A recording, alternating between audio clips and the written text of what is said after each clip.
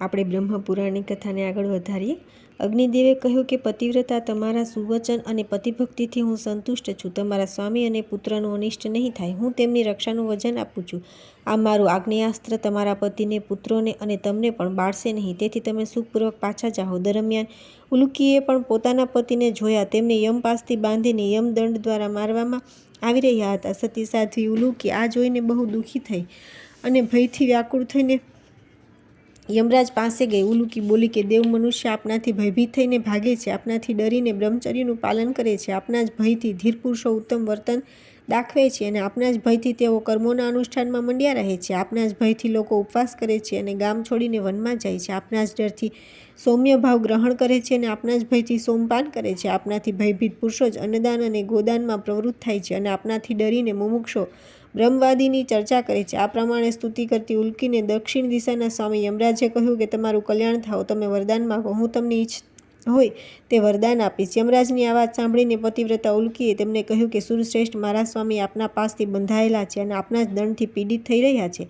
આપ તેનાથી મારા પતિ અને પુત્રોની રક્ષા કરો. તેની આ આર્તવાણી સાંભળીને યમરાજને બહુ દયા આવી. તેમણે વારંવાર કહ્યું, સુમુખી, મારા આ પાશ અને દંડ કોના પર પડે? તેમના માટે સ્થાન બતાવો. તેણે કહ્યું કે જગદીશ્વર, આપના પાશ મને બાંધે અને આપના દંડનો માર પણ મને જ પડે. યમરાજે કહ્યું કે શુભા, તમારા પુત્ર, પતિ અને તમે સૌ નિશ્ચિંત થઈને જીવન વ્યતીત કરો. આમ કહીને યમરાજે પોતાના પાસ વાળી લીધા અને અગ્નિદેવે આગ્નેયાસ્ત્રનું નિવારણ કરી દીધું. એટલું જ નહીં, તે બંને દેવતાઓએ મળીને કપોત અને ઉલુક વચ્ચે પ્રેમ કરાવી દીધો. પછી પક્ષીઓને કહ્યું કે તમે સૌ ઈચ્છાનુસાર વરદાન માગો. બંને પક્ષી બોલ્યા, ભગવાન, અમે પરસ્પરના વેરના કારણે આપના દુર્લભ દર્શન કર્યા. અમે તો પાપ યોનિના પક્ષી છીએ. વરદાન લઈને શું કરીશું? તેમ છતાં આપ પ્રેમપૂર્વક વરદાન આપવા ઈચ્છતા હો તો અમે કલ્યાણપ્રદ વરદાન અમારા માટે નથી ઈચ્છતા. દેવેશ્વરો, જે પોતાના માટે યાચના કરે છે તે શોકને પાત્ર છે. જે સદા પરોપકાર માટે તૈયાર રહે છે તેનું જ જીવન સફળ છે. અગ્નિ, જળ, સૂર્ય, પૃથ્વી અને વિવિધ પ્રકારના ધાન્યોનો તથા ખાસ કરીને સંતોનો ઉપયોગ સદા બીજાઓના ભલા માટે થાય છે, કેમ કે બ્રહ્મા સહિત દેવતાઓ પણ એક દિવસ મૃત્યુને પ્રાપ્ત થાય છે. દેવેશ્વરો, આવું જાણીને સ્વાર્થ સાધવા માટે પરિશ્રમ કરવો વ્યર્થ છે. વિધાતાએ પ્રાણીઓના જન્મની સાથે જ તેમના માટે જ વિધાન નિશ્ચિત કર્યું છે. તે કદી બદલાઈ શકતું નથી. તેથી જીવ ફોગટ જ ક્લેશ વેઠે છે. તેથી અમે જગતના કલ્યાણ માટે જ કંઈક યાચના કરીએ છીએ. અમારી યાચના સર્વદા માટે ગુણદાયક છે. આપ બને આનું અનુમોદન કરો. ગંગાના બંને તટો પર અમારા જે આશ્રમ છે તે તીર્થ બની જાય. જ્યાં કોઈ પાપી અથવા પુણ્યાત્મા જે કોઈ પણ રીતે સ્નાન, દાન, જપ, હોમ અને પિતરોનું પૂજન વગેરે કરે તે અક્ષય પુણ્યપ્રદ થાવ. યમરાજ બોલ્યા કે જેઓ ગૌતમીના ઉત્તર તટ પર યમસ્તોત્રનો પાઠ કરશે તેમના વંશમાં 7 પેઢીઓ સુધી કોઈનું અકાળ મૃત્યુ થશે નહીં. તે પુરુષો સદા સર્વ સંપત્તિના ભાગી થશે. જે જીતાત્મા પુરુષ દરરોજ આ સ્તોત્રનો પાઠ કરશે તે 88,000 વ્યાધિઓથી પીડિત થશે નહીં. આ તીર્થમાં 3 માસ સ્નાન કરનારને સંતાન પ્રાપ્તિ થશે અને તેમના સંતાનો પણ 100 વર્ષના આયુષ્યવાળા, ધનવાન, બુદ્ધિમાન, શૂરવીર તથા પુત્ર પૌત્રોનો વિસ્તાર કરનારા થશે. આ તીર્થમાં પિંડ વગેરે આપવાથી પિતરોની મુક્તિ થઈ જશે. કોઈ પણ મનુષ્ય આમાં સ્નાન કરવાથી મન, વાણી તથા શરીરજન્ય પાપથી મુક્ત થઈ જશે.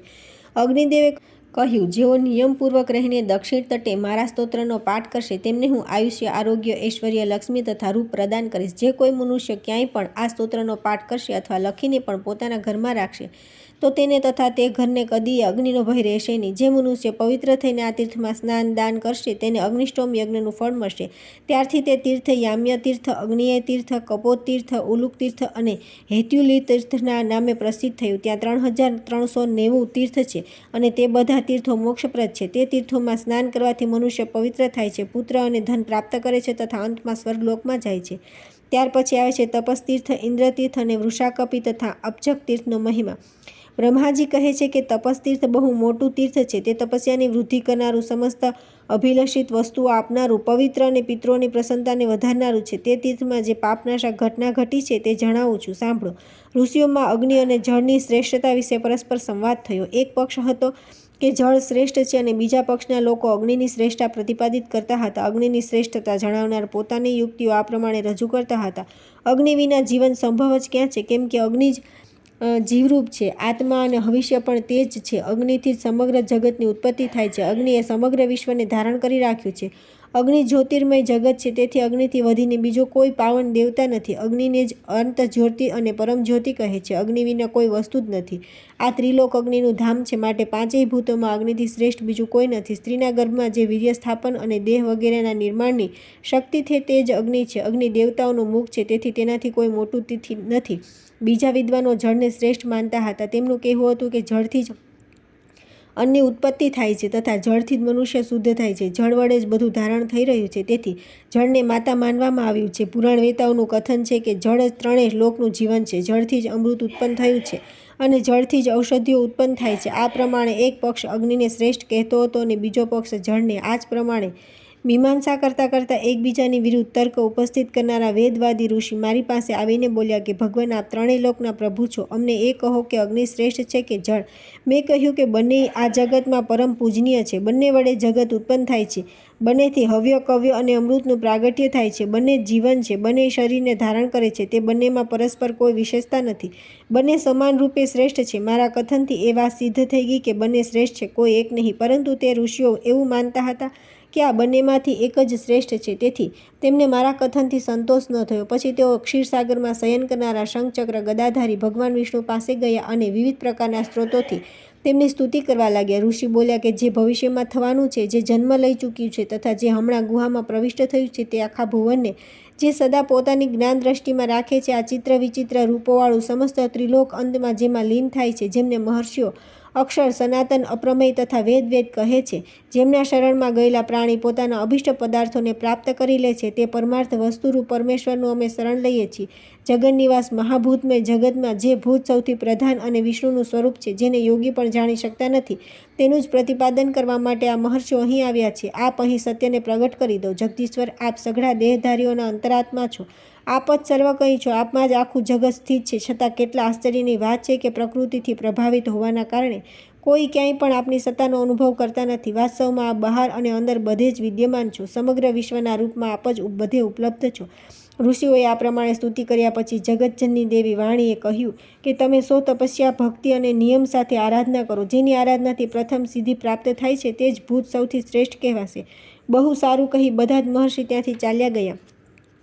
તેઓ થાકી ગયા હતા. તેમનું અંતઃકરણ વ્યથિત થઈ રહ્યું હતું. તેમણે ઉત્તમ વૈરાગ્યનો આશ્રય લીધો અને તપસ્યા કરવાનો દ્રઢ સંકલ્પ લઈને બધા ત્રિભુવનને પવિત્ર કરનારી જગતજનની ગૌતમીના તટ પર આવ્યા અને જલદેવતા અને અગ્નિદેવતાની અલગ અલગ પૂજા કરવા તૈયાર થયા. તે સમયે વેદમાતા સરસ્વતી આકાશવાણી દ્વારા ફરી કહ્યું કે જળથી જ શુદ્ધિ થાય છે.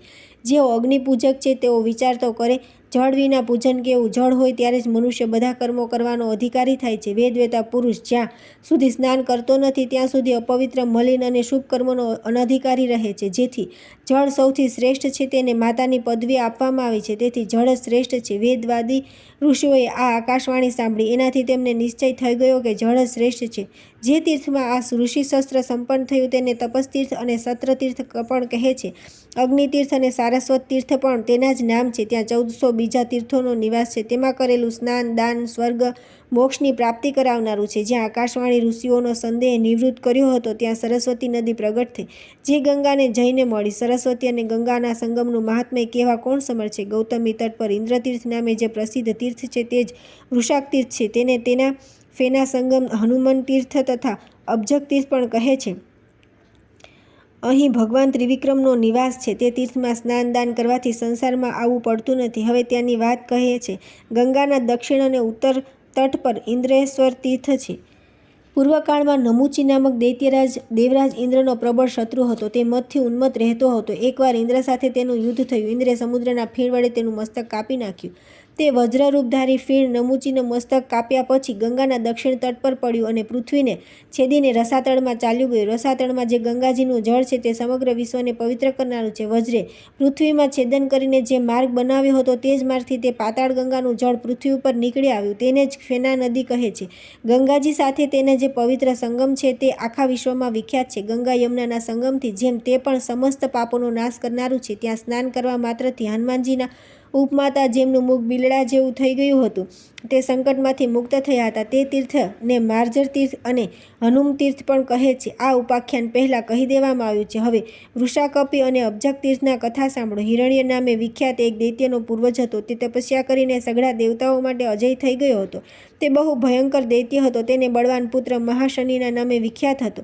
તે પણ દેવતાઓ માટે સદા દુર્જય હતો. તેની પત્નીનું નામ પરાજિતા હતું. એકવાર મહાપરાક્રમી મહાશનિએ યુદ્ધમાં મેદાનમાં ઐરાવત સહિત ઇન્દ્રને પરાસ્ત કર્યા અને તેમને લઈને જઈને પોતાના પિતાને સોંપી દીધા. ઇન્દ્ર પર વિજય મેળવ્યા બાદ મહાશનિએ વરુણને જીતવા માટે તેમના પર આક્રમણ કર્યું, પરંતુ વરુણ બહુ બુદ્ધિમાન હતા. તેમણે મહાશનિને પોતાની કન્યા પ્રણાવી દીધી.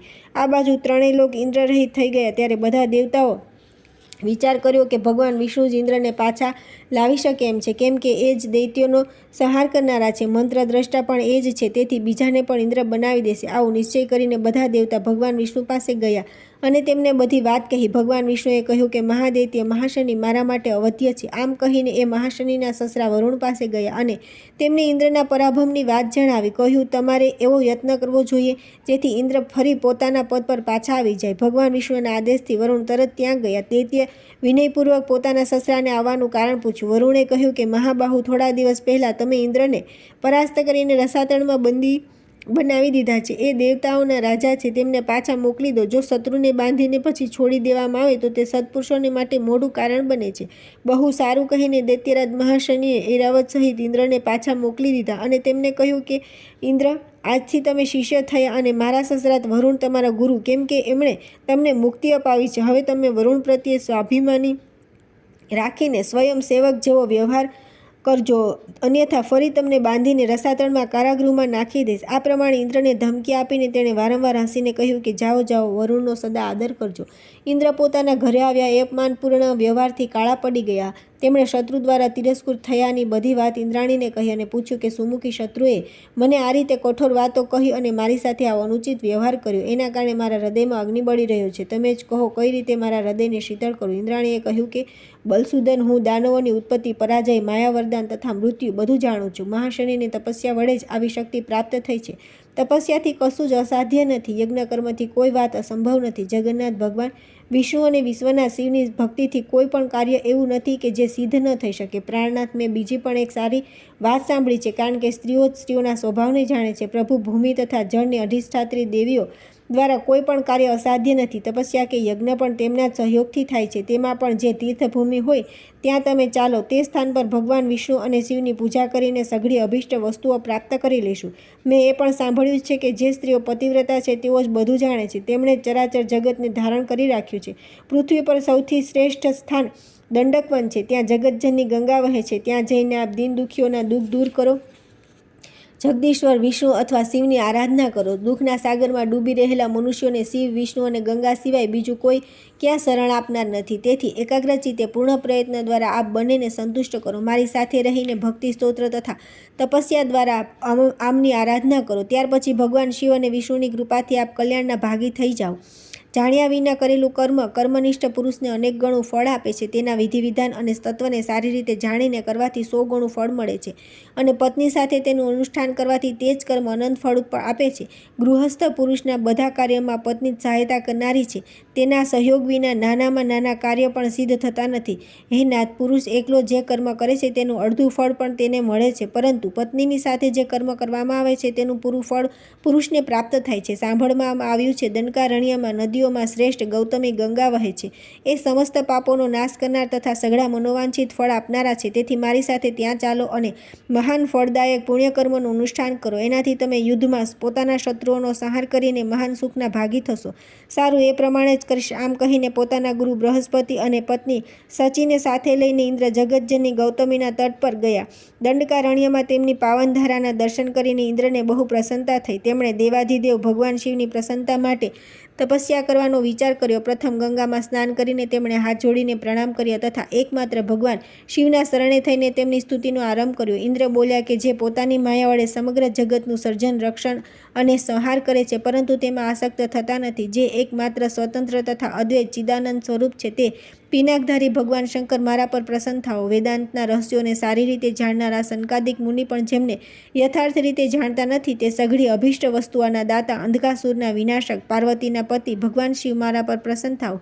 જ્યારે પાપ, દરિદ્રતા, લોભ, યાચના, મોહ અને વિપત્તિ વગેરે અનંત સાંસારિક દુઃખ પ્રગટ થયા, તેમનો પ્રભાવ પ્રસરવા લાગ્યો અને તેમનાથી સમગ્ર જગત વ્યાપ્ત થઈ ગયું, ત્યારે આ બધી સ્થિતિ જોઈને દેવેશ્વર મહાદેવજી બહુ ચકિત થયા અને દેવી પાર્વતીને કહ્યું કે લોકેશ્વરી, આ સમગ્ર જગત નષ્ટ થવા ઈચ્છે છે, તમે તેની રક્ષા કરો. લોકમાતા ઉમા, તમે સૌને શરણ આપનારા, ઉત્તમ આશ્ચર્યથી યુક્ત, પરમ કલ્યાણમય તથા સમગ્ર જગતની પ્રતિષ્ઠા છો. વરદાયિની, તમારો જય હો.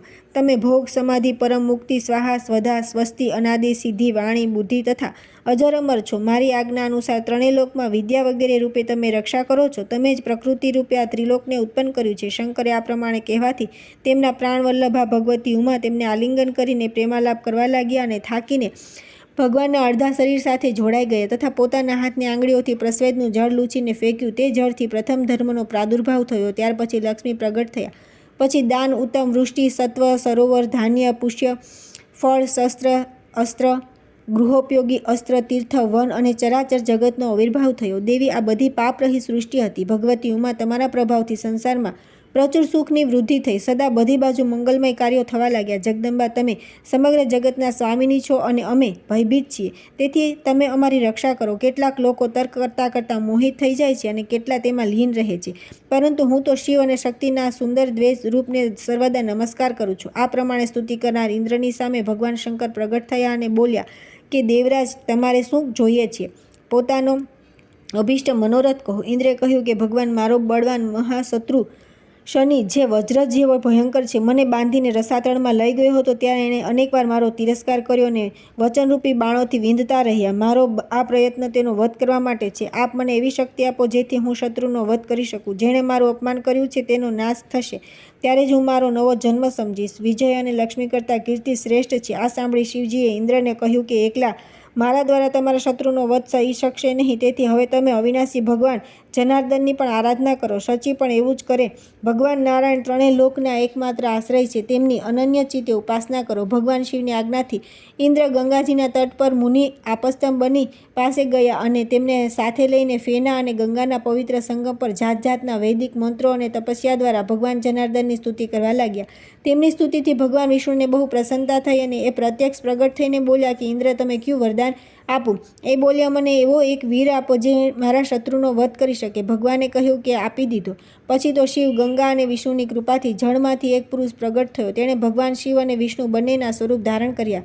તેના હાથમાં ચક્ર અને ત્રિશૂળ બંને હતા. તેણે રસાતળમાં જઈને ઇન્દ્ર શત્રુ મહાશનિનો વધ કર્યો. તેનું નામ અબ્જક અને વૃષાકપી પડ્યું. તે ઇન્દ્રનો મિત્ર બની ગયો. ઇન્દ્ર સ્વર્ગમાં હોય ત્યારે પણ દરરોજ વૃષાકપીની પાસે આવતા હતા. તેમને અન્યત્ર આસક્ત જોઈને શચીના હૃદયમાં પ્રણયકોપનો ઉદય થયો. ત્યારે ઇન્દ્રે હસીને તેમને સાંત્વના આપતા કહ્યું કે પ્રિય, હું મારા શરીરના શપથ લઈને કહું છું કે મિત્રવર વૃષાકપી સિવાય હું બીજા કોઈના ઘેર જતો નથી, તેથી તમે મારા પર શંકા કરવી ન જોઈએ. તું પતિવ્રતા અને મારી પ્રિયતામાં છો, પછી તારા સિવાય બીજી કોઈ સ્ત્રી મારી પ્રિયતામાં હોઈ શકે છે? તારા જ કહેવાથી હું મહાનદી ગૌતમી ગંગાના તટ પર ગયો અને ત્યાં ભગવાન વિષ્ણુ, શિવ તથા મિત્ર વૃષાકપીની કૃપાથી દુઃખના સંસાર સાગરમાંથી પાર ઉતર્યો અને હવે આ રાજ્યથી ચ્યુત ન થનાર ઇન્દ્ર છું. આ બધું તારા સહયોગનું પરિણામ છે. જ્યાં સ્વામીના ચિત્તનું અનુકરણ કરનાર પતિવ્રતા સ્ત્રી હોય ત્યાં કાર્ય અસાધ્ય છે, ત્યાં તો મોક્ષ પણ દુર્લભ નથી. પછી અર્થ, કામ વગેરેની તો વાત જ ક્યાં છે. પત્ની પણ પરમ મિત્ર છે, તે લોક અને પરલોક બંનેમાં હિતકારિણી થાય છે. પત્ની પણ જો કુલીન, પ્રિય બોલનારી, પતિવ્રતા, રૂપવતી, ગુણવતી અને સંપત્તિ અને વિપત્તિમાં સમાન રૂપે સાથે રહેનારી હોય તો તેના દ્વારા આ ત્રિલોકમાં કંઈ પણ અસાધ્ય નથી. પ્રિય, તારી બુદ્ધિ જ મને આ મંગળમય અવસર પ્રાપ્ત થયો છે. હવે તું જે કહીશ તે જ મારે કરવાનું છે, બીજું કાંઈ નહીં. પરલોક અને ધર્મના માટે ઉત્તમ પુત્ર જેવું કોઈ સહાયક નથી. સંકટગ્રસ્ત પુરુષને માટે સ્ત્રી સમાન બીજી કોઈ ઔષધિ નથી. ધર્મ, અર્થ, કામ અને મોક્ષની સિદ્ધિ તથા પાપથી છૂટવા માટે શિવ અને વિષ્ણુના એકત્વ જ્ઞાનથી વધીને બીજું કોઈ સાધન નથી. હે પતિવ્રતા, તારી બુદ્ધિ તથા શ્રી શિવ, વિષ્ણુ અને ગંગાની કૃપાથી મને આ બધી અભિષ્ટ વસ્તુ પ્રાપ્ત થઈ છે. હું માનું છું કે મારા મિત્રના બળથી હવે આ ઇન્દ્રપદ સ્થિર રહેશે. તીર્થોમાં ગૌતમી ગંગા તથા દેવતાઓમાં ભગવાન વિષ્ણુ અને શિવ શ્રેષ્ઠ છે. એમની જ કૃપાથી મને આ મનોવાંછિત વસ્તુઓ પ્રાપ્ત થઈ છે. આ ત્રિલોક પ્રસિદ્ધ તીર્થ મારી પ્રસન્નતાને વધારનારું છે, તેથી હું ક્રમશઃ સમસ્ત દેવતાઓને પ્રાર્થના કરું છું. મહર્ષિ ગંગા, વિષ્ણુ તથા શિવ પણ મારી પ્રાર્થનાનું અનુમોદન કરે. દેવતાઓ ગંગાના બંને તટો પર એક બાજુ ઇન્દ્રેશ્વર તીર્થ, બીજી બાજુ અબ્જક તીર્થ. ઇન્દ્રેશ્વરમાં ભગવાન શિવ રહે છે અને અબ્જકમાં સાક્ષાત ભગવાન વિષ્ણુ. તેઓ પોતાની ઉપસ્થિતિથી દંડક વનને પવિત્ર કરે છે. એમની વચ્ચેના જે તીર્થ છે તે બધા પુણ્યદાયક છે. તેમાં સ્નાન કરવા માત્રથી મુક્તિ થાય છે. પાપીઓ પાપથી મુક્ત થાય છે અને ધર્માત્મા પુરુષો પોતાની 5 પેઢીના પિતૃઓ સહિત પરમ મોક્ષના ભાગી થાય છે. અહીં આવીને જેઓ યાચકોને તલભાર પણ દાન કરે છે તે દાન દાતાને માટે આશ્રય થઈ જાય છે તથા મનોવાંછિત ભોગ અને મોક્ષ પ્રદાન કરે છે. અહીં ભગવાન શિવ અને વિષ્ણુના ઉપાખ્યાનને જાણીને સ્નાન કરવાથી મુક્તિ મળે છે. આ ઉપાખ્યાન ધન, યશ, આયુષ્ય, આરોગ્ય અને પુણ્યની વૃદ્ધિ કરનારું છે. જેઓ આ તીર્થના મહિમાને સાંભળે અને વાંચે છે તેઓ પુણ્યના ભાગી થાય છે. તેમને અહીં જ આ જ જીવનમાં ભગવાન વિષ્ણુની અને શિવની સ્મૃતિ પ્રાપ્ત થાય છે, જે સમસ્ત પાપોનો સંહાર કરનારી છે તથા જેના માટે જીતેન્દ્રિય તથા મનોજયી મુનિ પણ પ્રાર્થના કરતા રહે છે. ઇન્દ્રના આ કથનનું અનુમોદન કરીને દેવતાઓ અને ઋષિઓએ કહ્યું કે એવું જ થશે. ત્યાર પછી આવે છે આપસ્તંભ તીર્થ, શુક્લ તીર્થ અને વિષ્ણુ તીર્થનો મહિમા. બ્રહ્માજી કહે છે કે આપસ્તંભ તીર્થ ત્રણેય લોકમાં વિખ્યાત છે. તે સ્મરણ કરવા માત્રથી સઘળા પાપોનો વિધ્વંસ કરવામાં સમર્થ છે. આપસ્તંભ તીર્થ એક મુનિ હતા. એ પરમ બુદ્ધિમાન અને મહાયશસ્વી હતા. તેમની પત્નીનું નામ અક્ષસૂત્રા હતું. તે પતિવ્રતા ધર્મનું પાલન કરતા હતા. મુનિનો એક કર્કી નામનો પુત્ર હતો. તે બહુ વિદ્વાન અને તત્વવેતા હતો. એક દિવસ તેમના આશ્રમ પર મુનિશ્રેષ્ઠ અગસ્ત્ય પધાર્યા. શિષ્યો સહિત મુનીશ્વર આપસ્તંભે અગસ્ત્યજીની પૂજા કરી અને આ પ્રમાણે પૂછ્યું: મુનિવરે, ત્રણેય દેવતાઓમાં કોણ પૂજ્ય છે? અનાદિ અને અનંત કોણ છે?